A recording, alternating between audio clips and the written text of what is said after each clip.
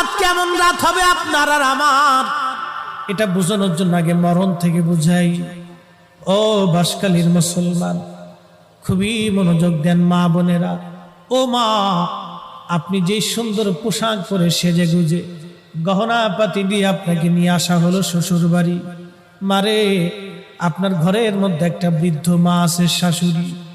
মনে ব্যথা দিবেন না, এই বৃদ্ধ লোকটা আপনার কাছে তেমন কিছুই চায় না, একটু সহানুভূতি চায়। বিনিময়ে আপনার স্বামীর জন্য সে 40টা বছর পরিশ্রম করেছে। ও বোন, আপনাকে বলছি, এই বৃদ্ধ মাটাকে আপনি ব্যথা দিবেন না। এই বৃদ্ধ মাটা আপনার স্বামীর পিছনে 40 বছর পরিশ্রম করেছে। পেটে ধারণ থেকে শুরু করে ওকে মানুষ পর্যন্ত বানাইতে একটা মায়ের হাড় ভাঙ্গনি খাটুনি খেটে বৃদ্ধ হয়ে গেছে আজ। সে কিছুই চায় না রে বোন, আপনার কাছে মাত্র একটু সহানুভূতি আর ভালোবাসা চায়।